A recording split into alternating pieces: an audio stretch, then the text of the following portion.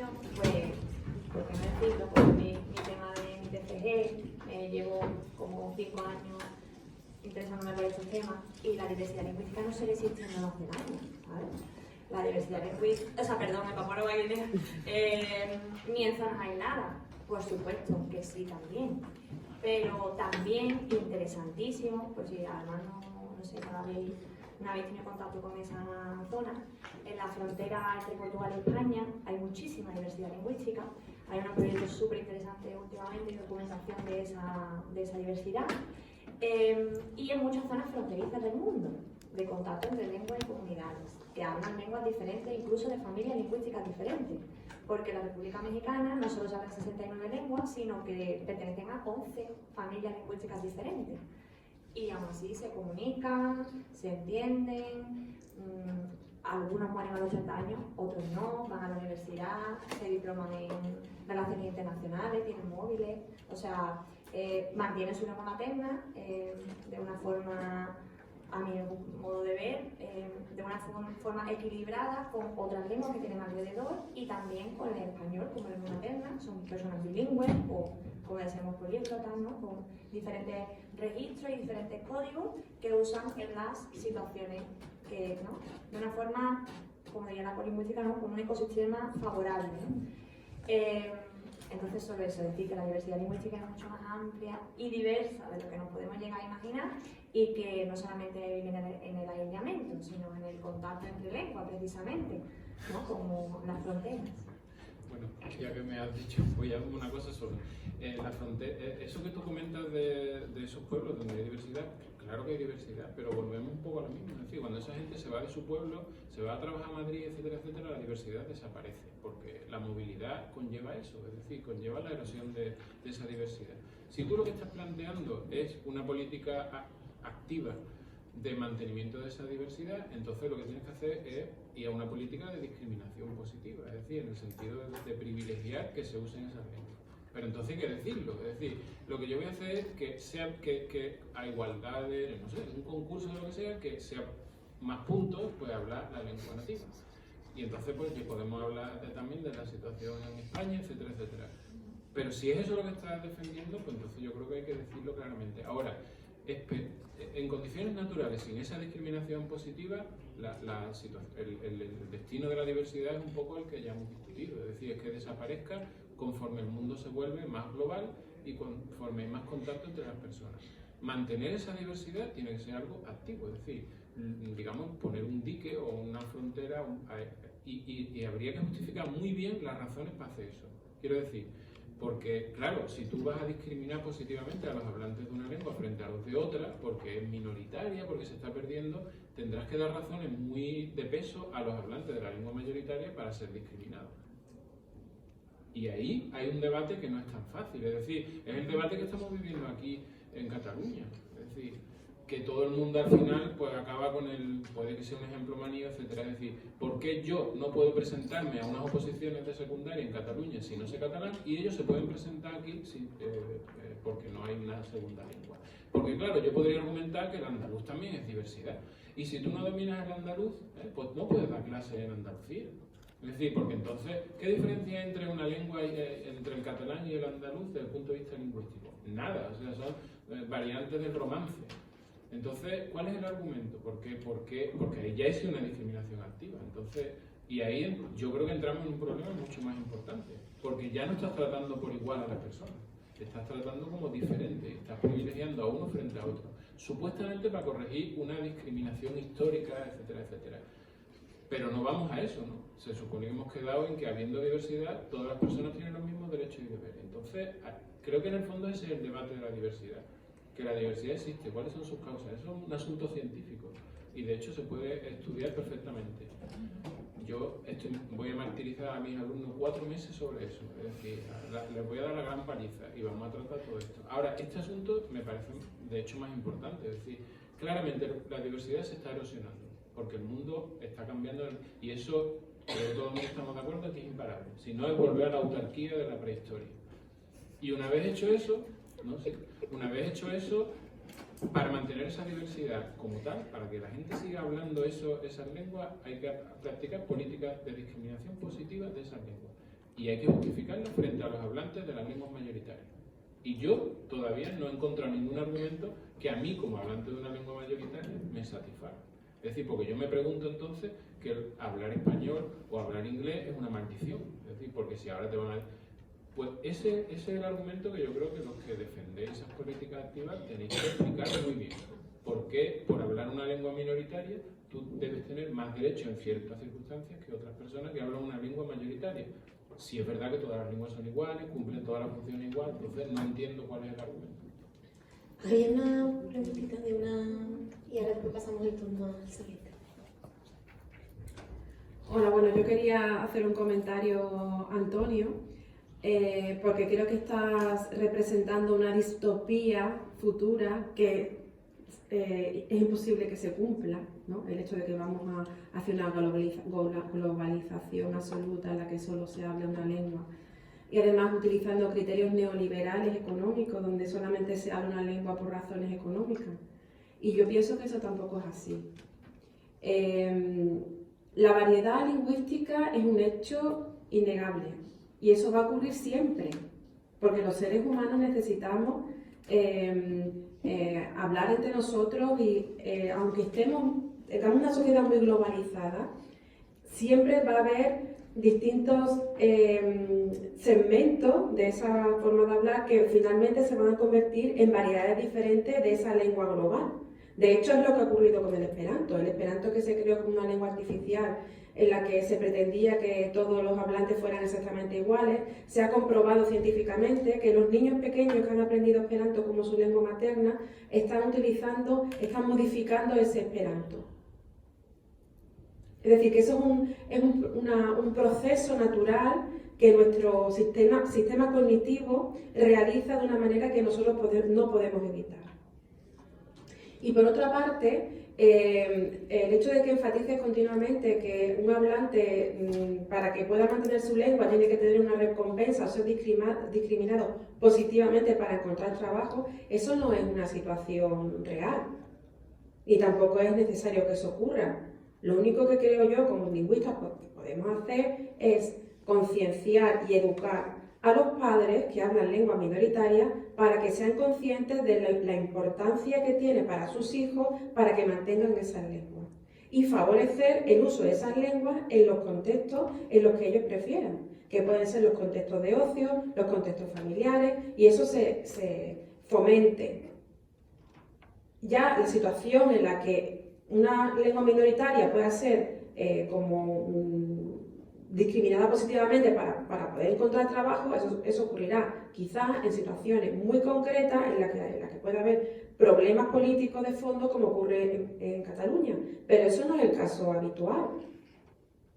De hecho, en muchos lugares, y es lo que yo creo que es lo que debemos defender, que la gente hable diferentes lenguas, que la gente sea políglota y que utilice la lengua según las circunstancias.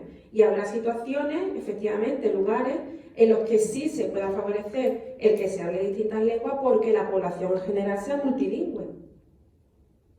Es un poco utilizar el sentido común. Quiero decir que los extremos son siempre no deseables. Evidentemente, no es posible que en España, por ejemplo, si tenemos una comunidad de hablantes de 1000 personas, esas 1000 personas tengan prioridad para entrar a trabajar, por ejemplo, de bomberos frente al resto de los españoles. Eso no es sensato, pero hay otras circunstancias en otros lugares donde seguramente sí lo es.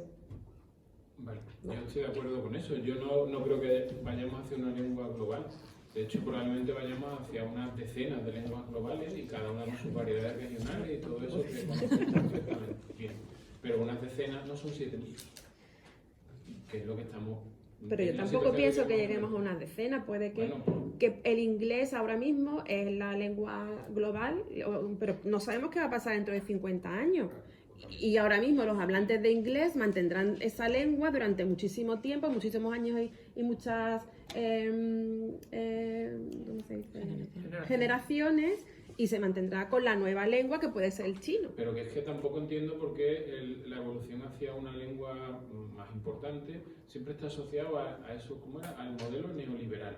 Pues la Unión Soviética no era neoliberal y también arrasó con toda la diversidad lingüística que pudo y más. No, es que he separado la distopía globalizadora No es ninguna de el criterio neoliberal de que solo hablas tu lengua porque te interesa económicamente. Bueno, Son dos cosas distintas. pero que básicamente la gente abandona esas lenguas porque entiende que en un sitio como la Unión Soviética era más útil saber ruso que saber yakutio. Pero por eso es Pero importante bueno, que eso no es neoliberal. los padres sean formados e informados de que no pasa nada porque su hijo mantenga las dos lenguas, No que al pasa contrario nada. son beneficios incluso cognitivos para ese niño, Bueno. riqueza cultural. Bueno, ese debate lo hemos Depende tenido. cómo se mantengan. Si se mantienen en una situación de diglosia, por ejemplo, ¿qué ventaja hay? Si es de bilingüismo, sí, pero si es una diglosia, donde una lengua es una lengua que tan solo se usa en contextos muy definidos, por ejemplo, familiares, y en momentos muy concretos. Eso pasaba con el hebreo, por ejemplo, en Europa. Los Bueno, pues, hablantes se mantiene- yiddish usaban el hebreo nada más que, por ejemplo, Sí. cuando había un acto religioso y poco más. Luego, Es que el todo- hebreo era Y una eso- lengua muerta realmente. Bueno, pero es una realidad, ¿no? Eso es así. Sí. Pero que todas las situaciones al final estables o medio estables son de diglosia, porque situaciones de bilingüismo perfecto No existe. socialmente no existen. Eso siempre domina una lengua y siempre tiene unas funciones, o sea que siempre va a haber una diglosia y siempre que hay una diglosia acabaremos discutiendo porque hay una lengua que domina y otra que no, si entendemos que el contexto académico frente al familiar es dominante. Es que el tema está, eso es una decisión de los hablantes, creo yo. Si un hablante quiere mantener su lengua, vamos a decirlo, su lengua familiar, y una lengua social, que es la que le permite interactuar económica, cultural, socialmente con el resto de los individuos de su entorno, ¿verdad? Pues está en todo su derecho. Pero claro, si aquí viene a pedir trabajo en un bar de Triana alguien que solo habla sami, pues va a ser complicado, ¿no? Que esa persona pueda trabajar Bueno, pero como camarero. por Ahora eso- bien, está en todo su derecho a hablar sami, ¿verdad? Y además también, pues por lo menos chapurrear al español. Está en todo su derecho. El tema está en que esa persona diga, no, pero yo gracias a mi derecho reconocido universalmente a hablar sami, quiero que se me reconozca ese derecho a mí y a mi familia y a mis hijos y a ser educados en sami aquí en Triana. Y por lo tanto tiene que haber una línea de, por ejemplo, en el colegio y en el instituto de sami. Pero otra vez Entonces tú dices, volvemos a una postura radical de pero sentido eso se puede común. hacer con el sami, pero ¿y si todos los hablantes Pero de lenguas minoritarias deciden? Yo al menos no defiendo esa idea porque no es de sentido común. Hay que aplicar el sentido común. Hay que informar. Mira, en Estados Unidos muchísimos hijos de inmigrantes de habla español han dejado de hablar español. Bien. ¿Y por qué? Porque sus padres no estaban informados. No sabían, ellos pensaban que si dejaban el español no iba a notarse que venían de fuera, ¿no? Que no iba a tener ese desprestigio de español.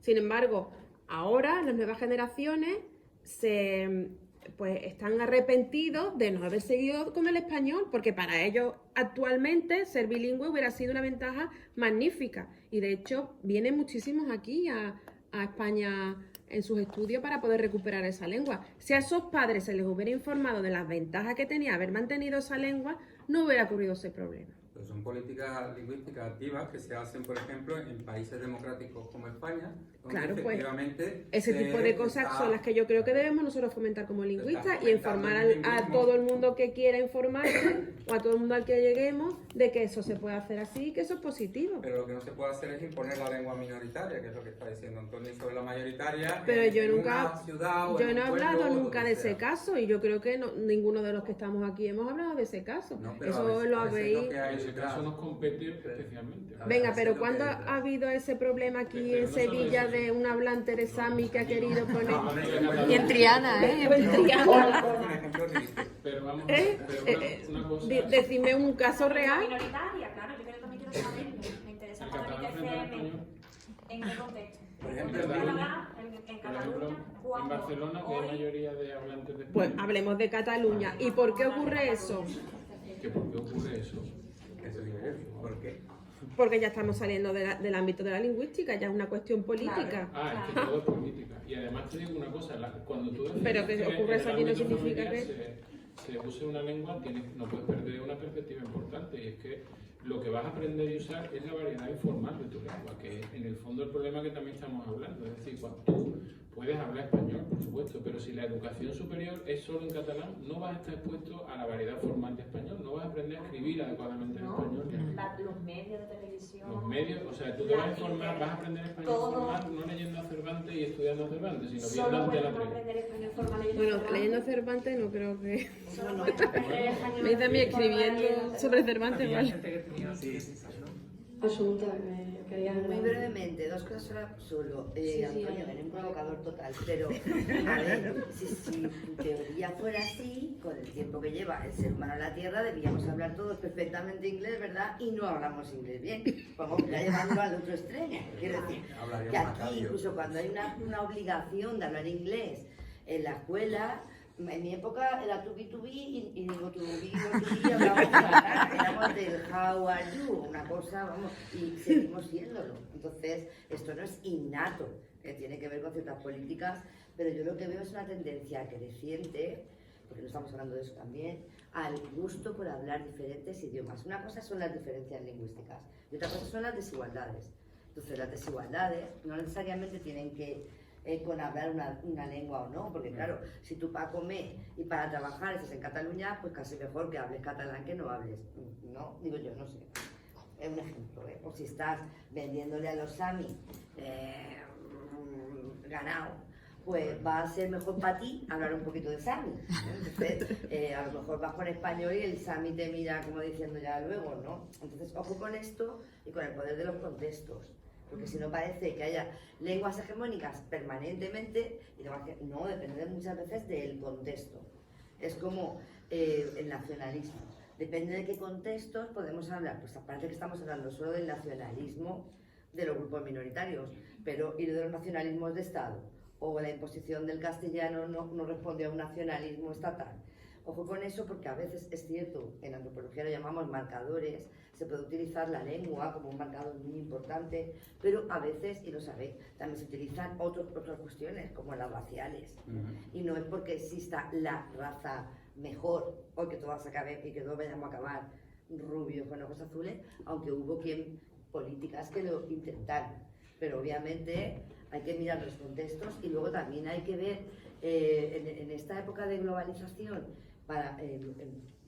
un poco en contra de lo que tú dices del aislamiento como única forma de preservación, yo creo que la curiosidad, el hecho de que que haya aplicaciones de internet para aprender varios idiomas, este anuncio que sale siempre, que es como, eso sí que refleja como un anhelo de poder hablar 7 idiomas, 8 idiomas, pero fácilmente. O sea, tú te compras la app y en 10 días tú ya, vamos, estás un multi... Eso nos gustaría a todo el mundo, es verdad, nos gustaría poder hablar diferentes lenguas. Entonces, según tu teoría de la evolución, esto es un atraso, no hace falta ir a las cavernas. La evolución podemos hablar un rato, pero quiero decir, a mí nadie me ha impuesto hablar inglés, simplemente yo hablo inglés porque así me escuchan o me leen 100 personas en lugar de 10. ¿Y nadie te ha impuesto hablar español? ¿Tú lo hablas? Bueno, ¿o no? vamos a ver, Pero no te lo han impuesto, tu madre te dijo, pues ahora vale. No, pero el inglés no, o sea, el inglés me es útil. Pero no ha habido un poder maligno que me ha hecho aprender inglés por narices. Pues la gente que estudia grado, si no aprueba un nivel, Idioma no moderno. puede ser graduado. No es Pero es obligado. malo. No, pero es obligado, ¿no? Es obligado. Hombre, todo en la vida es obligación. O sea, también tengo que conducir por la derecha y no por la izquierda, porque si no, soy un kamikaze. Pero quiero decir, claro que hay normas, pero si no es la anarquía total. Pero tú estudias inglés porque es útil, ¿no? Quiero decir, el que ha puesto eso como obligatorio en el grado ha pensado hasta cierto punto en el beneficio de los alumnos, ¿no? Que sabiendo inglés pueden hacer eso mismo, es decir, comunicarse con todos los Erasmus y salir fuera e incluso escribir un artículo en inglés.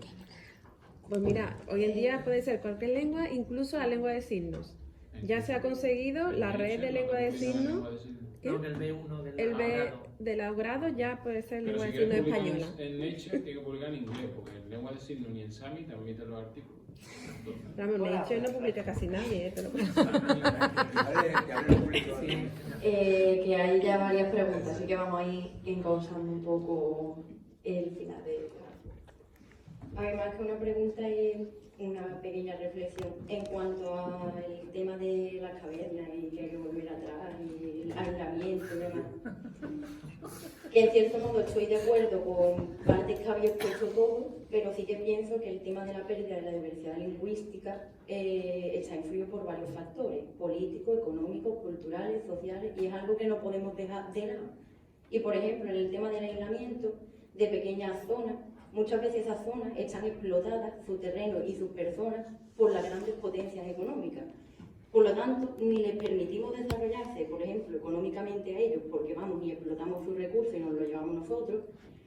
Y además, como llegamos allí, pretendemos que ellos nos entiendan a nosotros y no nosotros entenderlos a ellos, imponiendo nuestra lengua como un medio de comunicación para todos, porque somos mejores o más grandes, o no lo entiendo muy bien. Entonces, realmente yo no creo que el aislamiento sea necesario para mantener la diversidad lingüística. Yo pienso que simplemente es el respeto, más que nada, porque no puedes llegar a un sitio, por ejemplo, como en el Amazonas, y por especular con el terreno, acabar con gran parte de la biodiversidad y de la diversidad lingüística que allí se encontraba. Por ejemplo, ese es uno de los ejemplos de tantos. En África también las políticas económicas hacen que la mayoría de la población sea pobre, a base de que otras grandes poblaciones sean un poco más ricas. Entonces, yo creo que no está tan relacionado con el tema del aislamiento como el tema de la economía política y de cómo se mueve el mundo ahora mismo en ese aspecto. Bueno, yo te aseguro que estudios estadísticos y he hecho con las lenguas del mundo, y si no, pues leo un libro de Daniel Metter, que es muy conocido, relacionan la diversidad con el riesgo ecológico, es decir, con la posibilidad de sufrir carestía.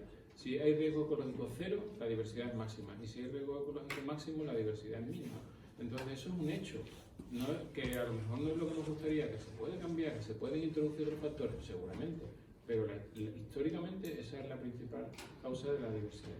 Que estoy totalmente de acuerdo con lo que dices de la explotación, aunque otro tema sería que en África todos esos explotados son explotados por sus oligarquías locales, que a su vez, por supuesto, dependerán de Trump y de todo el mundo, pero que son sus propios, es decir, gente que de su propia cultura y de su propia lengua las que están beneficiándose en primera instancia de la explotación de esos recursos. Es decir, que aquí parece que hay un malo malísimo y el resto son todos víctimas. Depende, depende de cada sitio. Y yo estoy totalmente de acuerdo en preservar la diversidad, pero todas estas cuestiones que hemos debatido son importantes. Y ya insisto, la visión que tenemos me parece muchas veces muy simplista, en el sentido de que pensamos en un mundo idealizado donde hay ciertas cosas que preservar, pero vuelvo a la diversidad biológica que tú has comentado. ¿Quién está realmente activamente luchando por esa diversidad? No del oso panda y no del oso pardo, sino de los anfibios o de los insectos polinizadores, sin los cuales nos estamos quedando sin cosecha. ¿Quién se levanta todos los días preocupado por las pocas abejas que quedan en España? De hecho, los indígenas del Amazonas son los primeros en luchar por ejemplo, el medio ambiente. Pero que esa vida es muy idealizada también. Quiero decir que la vida de un indígena es muy dura. O sea, pensamos que todo es idílico y va uno en canoa por un río maravilloso viendo, pues, a veces, pero viven mal, pasan hambre, tienen carestía, no tienen vacunas. Y esa idea de que hay que dejarlos sin contactar, que sigan viviendo como vivíamos nosotros hace 1000 años, vivimos mucho mejor que nunca en la historia de la humanidad.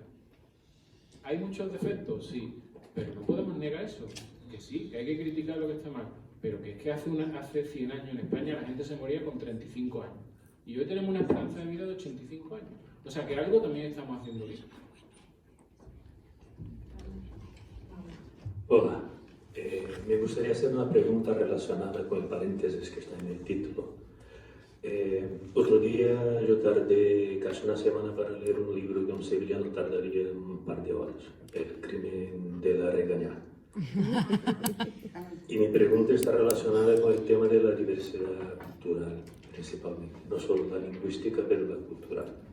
Entre incluso lenguas hermanas, como es el caso del portugués, yo soy brasileño, y el castellano.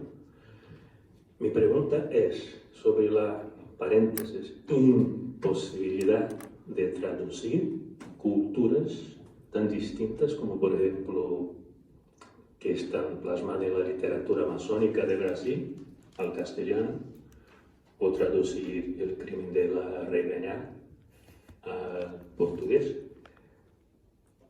sin olvidarnos de traducir, extraer, qué es que vamos a perder, qué es posible hacer. Ahí hemos centrado también en un tema de debate muy complicado y con muchas facetas. Vamos a ver, yo no creo que haya dos culturas cualesquiera, dos culturas humanas, que sean inconmensurables, es decir, que sean incomparables y por lo tanto que sean incomprensibles la una para la otra. Yo no creo eso. Yo creo que todas las culturas tienen sus elementos propios, sus elementos diferenciales, pero son comprensibles para aquellas personas que provienen de otra cultura distinta. Si es verdad que no son transparentes a primera vista, hay que indagar, y eso los antropólogos lo saben mucho mejor. Y a veces se cometen errores de interpretación precisamente porque vamos con marcos, con categorías de nuestra cultura a indagar sobre una cultura distinta, aplicamos esos marcos y no llegamos a interpretar correctamente el comportamiento de los individuos pertenecientes a esa cultura. Pero eso no significa que la cultura no sea transparente. Por lo tanto, aunque traducir es tradicional, efectivamente, en portugués, la traducción es posible siempre. Es decir, somos capaces efectivamente, tenemos las herramientas lingüísticas y cognitivas suficientes para, conociendo dos sistemas lingüísticos distintos, A y B, portugués y español, o inglés y francés, da igual, dos cualesquiera, y las dos culturas en las que se han producido esas obras que vamos a traducir, tenemos las suficientes herramientas lingüísticas y cognitivas para traducir. No literalmente, la traducción literal es que incluso si ahora yo volviera a repetir literalmente las palabras que yo he dicho hace un rato, no estaría diciendo lo mismo. O sea, ni siquiera la literalidad supone volver a decir exactamente lo mismo.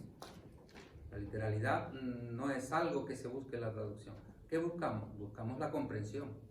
La comprensión del contexto, de la cultura, por supuesto la comprensión de las expresiones lingüísticas que se usan para transmitir un determinado mensaje.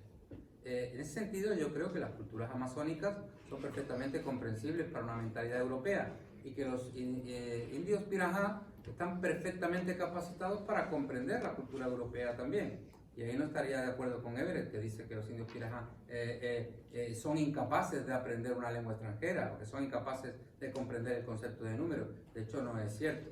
No es cierto porque los niños Pirahã están siendo escolarizados en portugués desde hace ya unos años y aprenden a contar y aprenden aritmética perfectamente. Y además tampoco es cierto, otra cosa que dice Everett, que la cultura Pirahã sea la única cultura sin aritmética. Hay otras muchas culturas sin aritmética, en África, en Oceanía. Quiero decir que se trata de un continuo. El ser humano y las culturas que hemos desarrollado los seres humanos son un continuo histórico, y son un continuo ahora en sincronía en todo el mundo.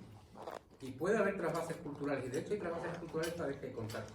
Por lo tanto, también es un problema mantener las lenguas tal cual, mantener dos lenguas tal cual, si entran en contacto es imposible, porque efectivamente va a haber una serie de mecanismos que son centrífugos y otros que son centrípetos. Es decir, va a haber variación dentro de un sistema lingüístico, pero a la vez va a haber intercambio y va a haber homogeneización de dos sistemas lingüísticos distintos. Con las culturas pasa exactamente igual. Hay un trasvase cultural continuo cada vez que los seres humanos entramos en contacto unos con otros. Compartimos de todo. Compartimos genes, compartimos técnicas, compartimos comida, compartimos cultura, y compartimos palabras, y compartimos hasta estructuras gramaticales. De todo, compartimos absolutamente todo. Y virus, por supuesto. Y eso ha acabado con más de una población humana por culpa de tanto compartir. Perdón. No sé si hay... Yo totalmente de acuerdo. Es otro mito que hay que acabar con él, ese de que las culturas son visiones radicalmente diferentes de la realidad. Eso sí que es así. No, simplemente, o sea, lo que ha dicho Fran de que en el fondo somos todos iguales es que es así. O sea, hay más diferencia entre dos grupos de chimpancés que viven en la misma selva genética, quiero decir, que entre todos los seres humanos. Es decir, la diversidad humana es mínima. Y la diversidad cultural, bueno, es simplemente formas de ver la realidad, pero que efectivamente, como él ha dicho, se pueden interpretar perfectamente. Es que si nos ponemos así de radicales, mi experiencia de la realidad es diferente a la tuya y por tanto nunca podremos transmitirnos con eficacia y efectividad lo que pensamos y Bueno, una cosa y además estoy segura de eso, es que podemos entendernos, pero a lo mejor no compartir el mismo punto de vista. Entonces, claro, es que es verdad que frente al aislamiento como ya la intraducibilidad de las lenguas o de los universos lingüísticos, y es cierto, traducir es traicionar, es decir, que no puedes, sobre todo cuando estás empleando el aspecto más poético, buscando la belleza, buscando los aspectos emocionales, es muy difícil encontrar la traducción. Puedes encontrar el modo de llegar a pensar o ver lo mismo. Y esto a nivel cultural también nos pasa, por ejemplo, cualquiera que haya visitado una fiesta que no es la propia, se dará cuenta del alejamiento emocional que suscita estar viendo, voy a poner el ejemplo de yo soy de Alicante, una hoguera, ¿no? Las hogueras. Tú ves a los niños diciéndole a los bomberos, insultándolos, ¿no? Para que los mojen, porque forma parte del ritual. Y nos emocionamos viendo el fuego, nos emocionamos tanto que a veces hay un incendio de verdad y la gente se pone a cantar en la fiesta. Esto a gente que no ha vivido esta socialización va a poder decir, ay, mira qué bonito la hoguera y tal. Una mala interpretación. Pero desde luego no se va a emocionar. Tienes que estar conviviendo mucho tiempo con esa otra cultura para que tú hagas una relectura, para que tú resignifiques, para que hagas tuyo esos aspectos culturales que te gustan, porque no, a lo mejor no vas a coger el paquete entero, vas a coger lo que te gusta, lo que no, y ahí hay un campo de diversidad humana que el problema es en dividir a los seres humanos en cuerpos con genética y no en seres humanos que naturalmente, para que llegar a ser humano, hablan, codifican mundos simbólicos y se viven, Entonces, si miramos eso, desde luego, estoy en contra de tu opinión de que hay más diferencia entre dos chimpancés que entre los seres humanos, porque lo que estás haciendo es extirpar un poco falsamente lo que somos los seres humanos, y entonces esa gran diversidad de lenguas, de gestos, de comidas, de formas de dormir, o sea, no solamente la codificación corporal es muy importante porque sirve para marcar quién es un hombre, quién es una mujer, y sabemos que claro que va cambiando históricamente, y va cambiando según los grupos, pero una vez que tú, igual que la lengua, una vez que aunque tengas una base biológica, te has socializado en un idioma y no en otro, te va a costar mucho hablar el otro idioma, aunque hay diferencias individuales. Igual que si has aprendido a comer ciertas cosas, aunque tu madre sea la persona que cocine peor del mundo, vas a echar de menos. Te va a echar emoción cuando vas a comer la comida de mamá, aunque sea una porquería. Claro, pero al final mi forma de celebrar la Navidad va a ser diferente a la tuya. Claro. E incluso dentro de eso, cómo vivo yo la Navidad en mi familia será diferente a mi padre, a mi madre, y al final que concluimos que todos los seres humanos experimentan la realidad de forma ligeramente diferente.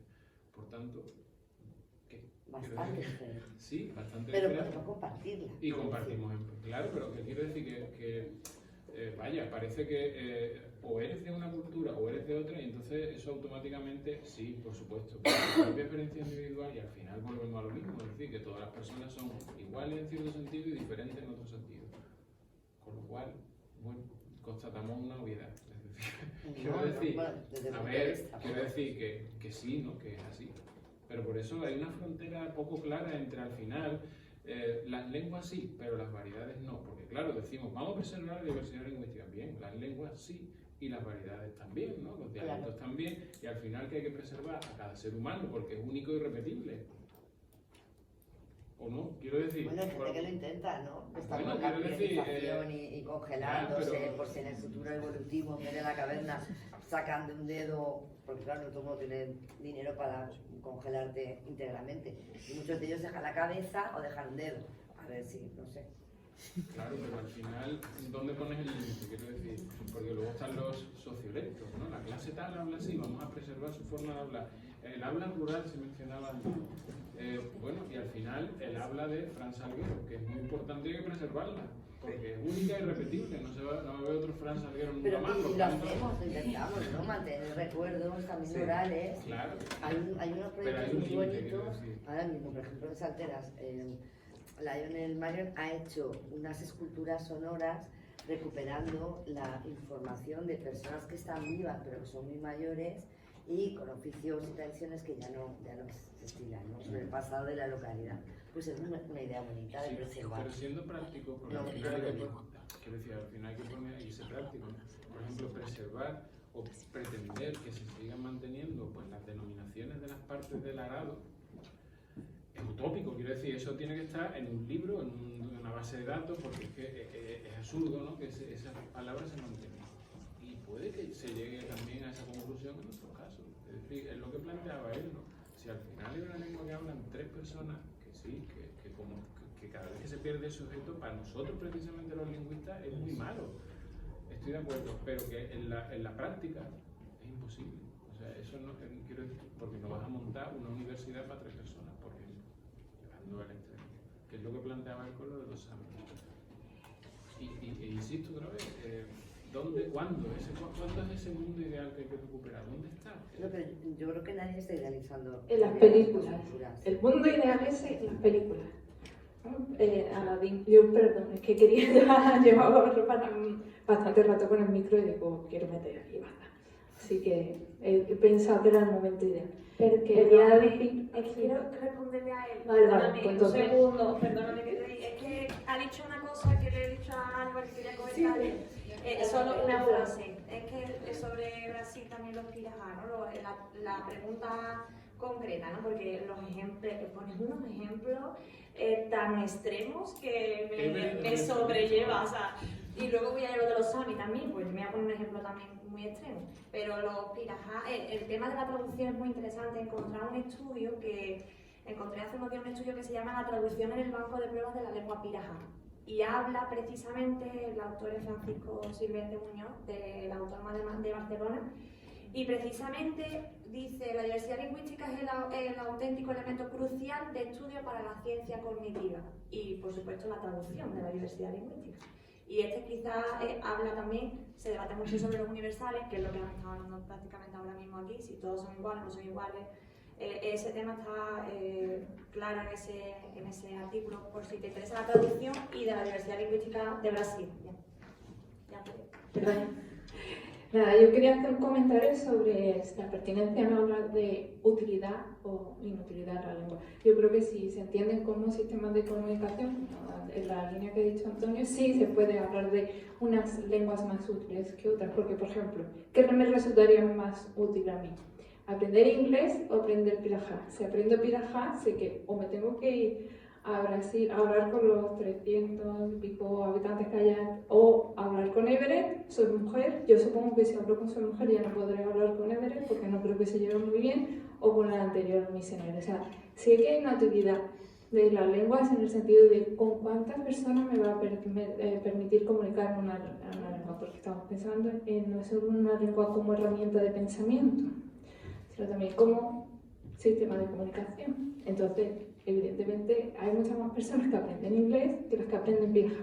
Para un lingüista sería muy interesante aprender pirajá, porque así lo podría comparar, pero para un hablante, porque estábamos hablando mucho de hablante, si hablamos de lingüista es interesante a mí me parecería interesante aprender pirajá, porque así podría contrastar los datos de Everett, y podría ser objetivo, y podría refutar a Everett, ¿no? y hablar con Everett directamente con ese conocimiento. Pero realmente se pueden estudiar las lenguas sin conocer tampoco muchas lenguas minoritarias. Chomsky habla de la lengua en términos generales y hay cosas que se le pueden rebatir, pero yo creo que precisamente hay ataques más potentes que se le han hecho a Chomsky más que la crítica de Everett, que ha sido más un debate muy televisivo, que si el documental, que si tal, igual, que por ejemplo Eugenio Coserio, que no se ha tenido tan en cuenta, o por lo menos yo no lo veo, aunque en enero hay en la Universidad de Cádiz un congreso sobre lingüística conseriana, que puede ser muy interesante. Era de la Universidad de Cádiz, ¿verdad? Creo que sí. Puede ser que para un hablante medio, ¿qué resulta más útil? Aprender inglés, aunque nos parezca una lengua de imposición, o aprender pirajá o swahili o cualquier lengua que no queramos que desaparezca, porque los pirajá son un grupo aislado y están mantenidos por el gobierno brasileño y dependen de eso y los tienen como si fueran un grupito de estudio. O sea, que ¿cómo hacemos? La utilidad. Súper importante. Sí, estoy de acuerdo contigo. La utilidad, yo no creo que no se deba dar la utilidad, o sea, sino en el contexto en el que estamos hablando ahora de igualdad de las lenguas.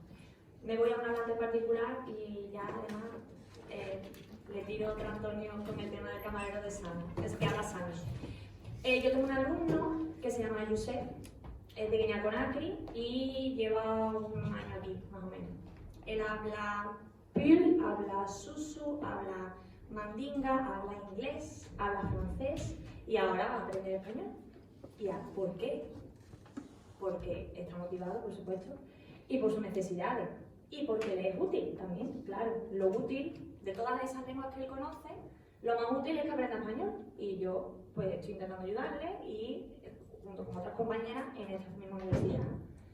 Entonces, por supuesto que hay que hablar de utilidad, o está bien que hablemos de utilidad de las lenguas en contextos, obviamente, no en los ejemplos tan disparados, al menos creo yo, bajo mi punto de vista, que ha lanzado Antonio. Un ejemplo tan de una parte del mundo con una serie de condicionantes y ahora lo mismo al contrario, pero totalmente extremo. Para mí, como hablamos de hablante, en este caso, por ejemplo, este ejemplo que te digo de este alumno inmigrante que se encuentra en España y que aprende español, genial. Yo le voy a decir, no aprendas español, el español es una lengua mayoritaria. Va a ser, ¿no? Es ridículo, ¿no? Por supuesto, se supone de brindar herramientas a los hablantes de todas las lenguas a que, por supuesto, él mantenga, como mantiene su lengua, que tenga hijos que la hablan, como ocurre en este caso, o madres que tienen hijos aquí en España que son españoles y hablan el árabe que se habla en Siria o el árabe o chino, ¿vale?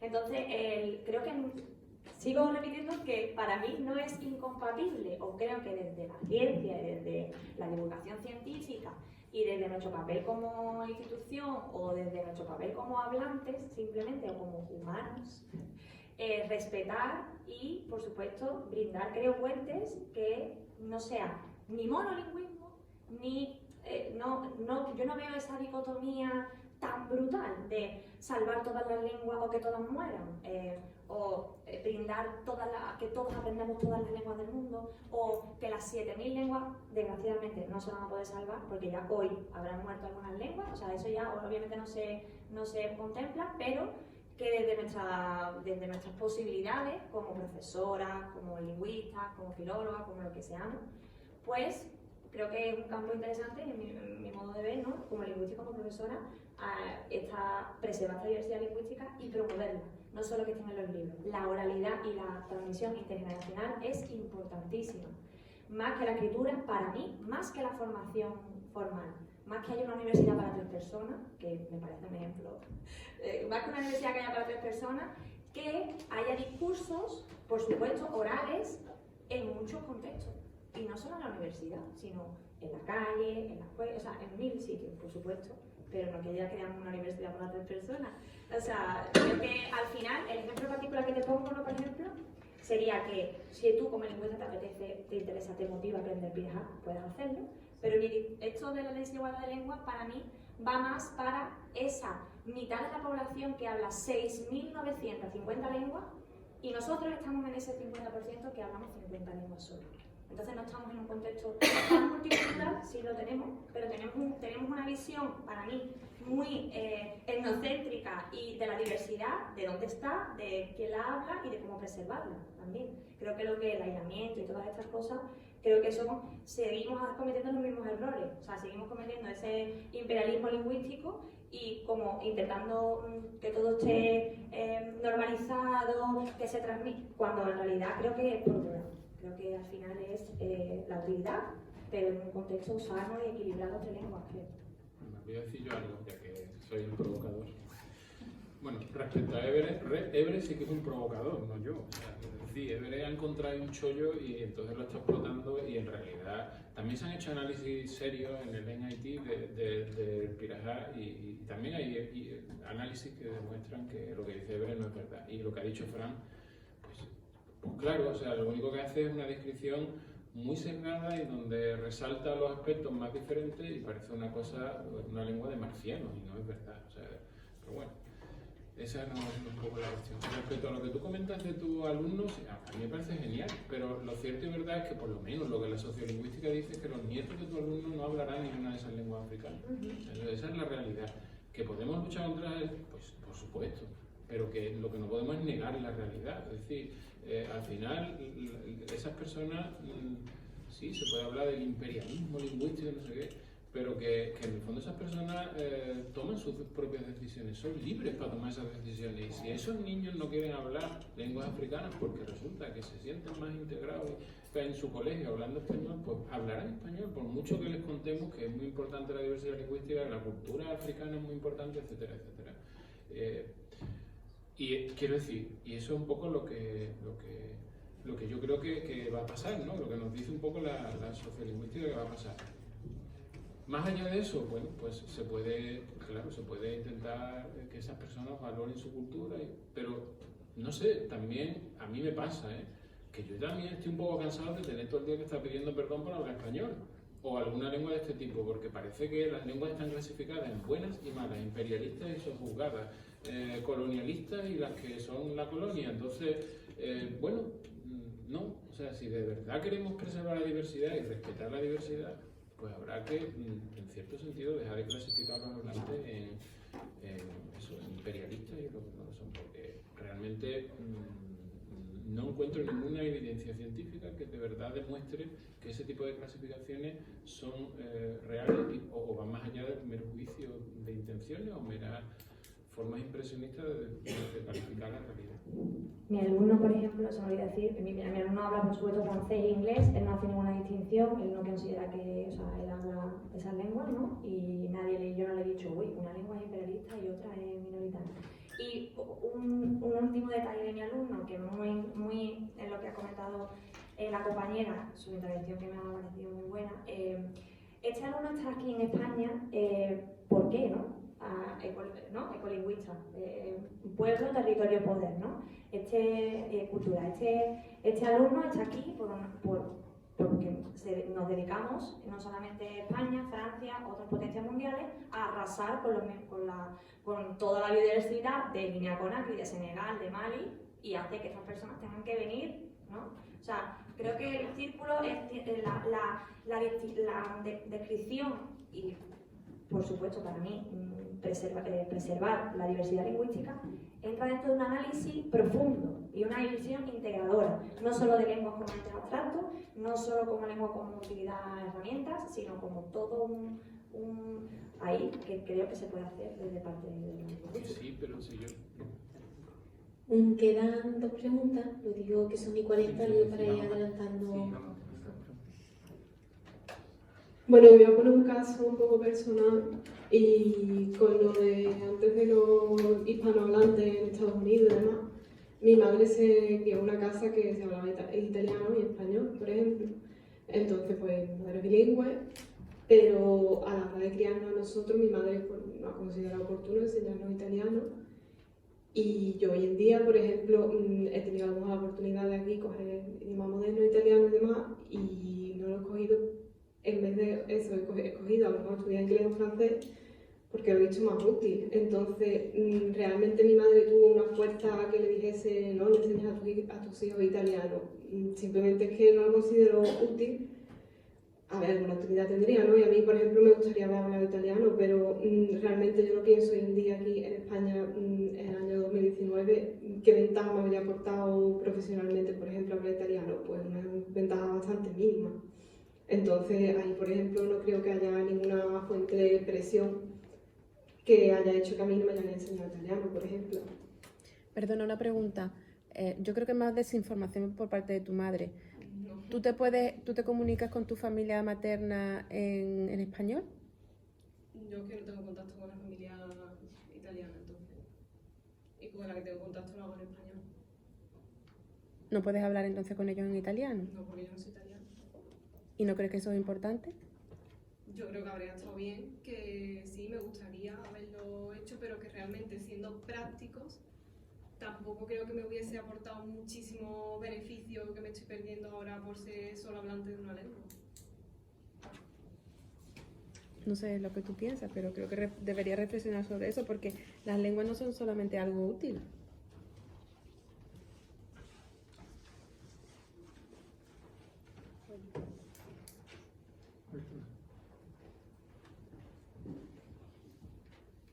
Yo puedo hilar mi intervención a lo que acabas de decir. Yo soy de origen iraní, soy persa, y aunque llegué a España con 12 años, pues he crecido aquí, entonces mi nivel de persa es muy infantil, hasta 12 años. Pero ese idioma es el idioma de mi corazón. Cuando mis hijos nacieron, yo a ellos les enseñé mi idioma, porque ellos hablan con toda la mitad de su familia, aunque su padre es español, pero la otra mitad son iraníes y viven en Estados Unidos, viven en Austria, vivan donde vivan. Cuando nos encontramos, el único idioma común que tenemos es el persa y nosotros lo hablamos. Pero es muy verdad lo que Antonia decía, que estoy segura que aunque mis hijos dicen, yo a mis hijos les enseño el persa, no sé qué, aunque mis nietos lo hablasen, mis nietos seguro que no lo van a hablar. Y yo no conseguir enseñarles a escribir, porque sí que ya eso hubiese sido de 10, y yo no era una madre de 10. Entonces, ¿qué pasa? Yo siento que si hay políticas activas que sí se pueden hacer, como por ejemplo se hace en Suecia, que yo tengo amigos en Suecia que sus hijos reciben clases de persa de parte del gobierno para que ellos no pierdan su cultura. No solamente clases para que hablen, sino para que aprendan a leer y escribir y cantar canciones. Y esas sí son políticas activas que sí se pueden hacer y que los idiomas se puedan mantener y que tú no te sientas discriminado porque hablas un idioma a otro, porque la intervención que ha hecho antes, Vicky, en la que decía que en Estados Unidos no le enseñaban español a sus hijos, eso es cierto, porque ellos quieren que su inglés sea el más perfecto del más perfecto, porque ellos tienen que, o muchos que fueron de aquí a Cataluña y nada, y hablaban catalán porque querían que sus hijos se identificaran con aquella cultura, eso es así. ¿Por qué? Porque ahí había una discriminación. Si nosotros educamos a todos los niveles a que no haya discriminación, por ejemplo, cuando en Suecia ponen estas clases para que los hijos no pierdan la cultura paterna y materna, entonces ellos están diciendo, os aceptamos a todos tal como sois, no tenéis que ser como nosotros, seguid siéndolo como sois, ¿no? Entonces, ¿qué posibilidad tiene eso? Que toda esa gente que a lo mejor vamos a hablar de Hispanoamérica, que ha ido a Estados Unidos y ahora quiere volver a sus países, a lo mejor, o muchos a lo mejor que vienen de África y aquí que aprenden cosas que dicen, pues eso me voy a llevar a mi país. Pero como sé mi idioma, conozco mi cultura, pues vuelvo y a lo mejor cosas que no me gustan o esos políticos corruptos que están chupando la sangre de esas poblaciones, pues intento cambiarlo, pero se sienten seguros porque por lo menos dominan su idioma y su cultura y todo eso, ¿no? Entonces yo siento que es importante educar en no prejuicios, ¿no? O no discriminación. Aquí tenemos el pueblo gitano que no hablan el caló. ¿Y por qué no hablan el caló? Que si hubiésemos tenido una política activa en cuanto a eso, pues a lo mejor sí ellos se hubiesen sentido orgullosos de ser gitanos y orgullosos de su idioma y orgullosos de otras muchas cosas, ¿no? Pero bueno, no vamos a entrar en eso. Y ya una última cosa en relación a Esperanto. Yo siento que el Esperanto no tuvo éxito porque no tuvo el apoyo político, social o como lo queramos llamar. Yo siento que para que un idioma tenga éxito a nivel mundial, porque yo sí abogo por un idioma auxiliar internacional, aparte de cada uno tener sus idiomas maternos, es que sean técnicos, lingüistas, gobiernos, personas a ese nivel que se reúnan, que elijan un idioma existente, sin entrar a que si es imperialista, si es impuesto, si no lo es, sino que sea un idioma que vean por sus cualidades o por lo que sea, ¿no? Ellos son los expertos, o inventen uno nuevo, como quieran, pero que sea ese idioma, si es aceptado por todo el mundo, se enseña en los colegios y así dentro de 2 o 3 generaciones, pues todo el mundo hablaríamos por lo menos a lo mejor un idioma auxiliar que nos ayudaría a entendernos y viajar por todos los sitios. Perdona que me he extendido un poco más. Y una última pregunta que la que veo ella.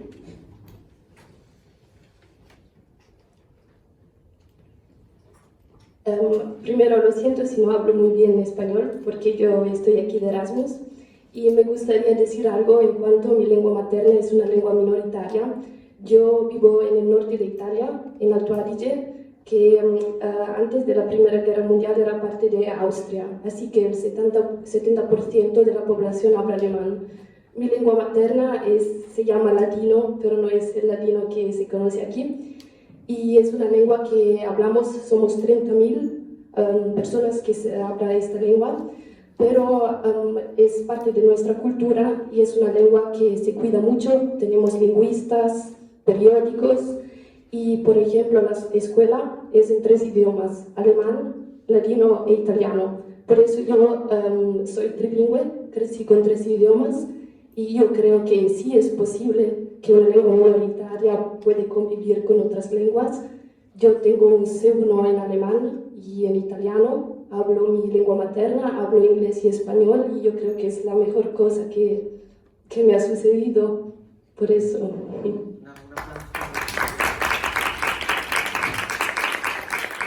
bien tu español, Qué envidia.